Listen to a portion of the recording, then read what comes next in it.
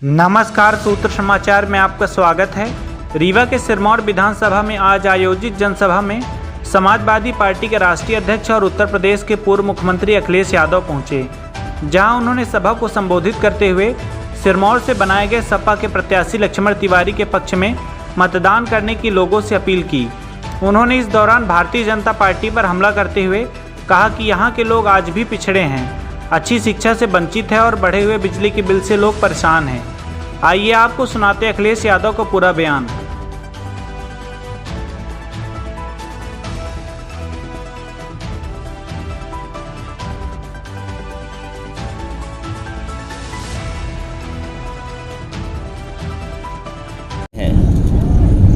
Samajwadi party के प्रदेश के अध्यक्ष और यहाँ पर समाजवादी पार्टी के हमारे प्रत्याशी लक्ष्मण तिवारी जी,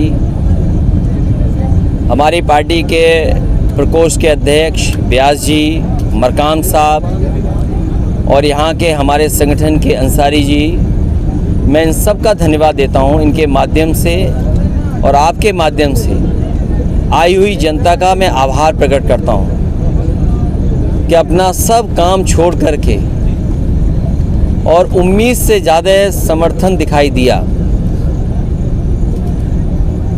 मैं नहीं समझता था कि समाजवादी पार्टी का इतना समर्थन होगा,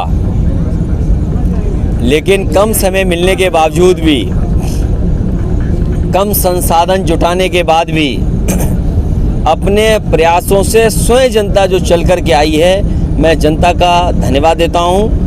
और जिस तरीके से जनता को मैंने देखा है, अभी तक रुके हुए थे, मुझे पूरा भरोसा है कि समाजवादियों पर इस बार जनता का आशीर्वाद रहेगा। बीजेपी इस आकलन में थी कि चुनाव पहले दिल्ली का हो कि प्रदेशों का चुनाव हो। हमारे पत्रकार साथी भी उस उलझन में थे, लेकिन अब ये महसूस हो रहा है कि मध्य प्रदेश का चुनाव पहले होने जा रहा है, फिर दिल्ली का चुनाव होगा। इसलिए मैं यहाँ की जनता से अपील करूँगा कि केवल हिसाब किताब प्रदेश की सरकार का न लें। प्रदेश की सरकार तो कई वर्षों से यहाँ चल रही है और दिल्ली की सरकार ने इतने वर्षों किसी एक पार्टी को अगर मौका मिल जाए तो वो प्रदेश न जाने किस ऊंचाई पर दिखाई देगा। मुझे दुख है इस बात का कि दिल्ली में भी सरकार होने के बाद भी और प्रदेश सरकार में होने के बाद भी मध्य प्रदेश में महिलाओं का उत्पीड़न, महिलाओं के साथ अन्याय, बेटियों के साथ अन्याय, आदिवासियों के साथ अन्याय और खासकर दलित महिलाओं के साथ जो अन्याय हो रहा है, उसमें सबसे आगे अगर कोई प्रदेश दिखाई दे रहा है तो मध्य प्रदेश दिखाई दे रहा है। इसी तरह बेरोजगारों की संख्या में भी मध्य प्रदेश आगे है। जो किसानों को सुविधा देने की बात बीजेपी ने कही, पूरे देश में कहा कि किसानों की आय दोगुनी कर देंगे, लेकिन आज भी जब चुनाव होने जा रहा है, इतने वर्षों के बाद भी किसानों की आय दोगुनी नहीं हुई।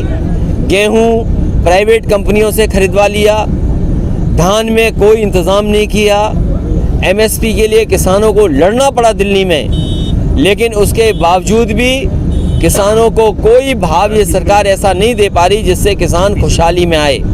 शिक्षा का स्तर गिरा है और शिक्षा के स्तर में लगातार गिरावट आई है। सरकारी स्कूल और सरकारी विद्यालय बंद हो रहे हैं। इसका मतलब ये है कि प्राइवेट की तरफ बीजेपी जनता को लेकर के जा रही है। प्राइवेट जब भी चीज़ें बढ़ेंगी, गरीब जनता से दूर हो जाएगी शिक्षा, स्वास्थ्य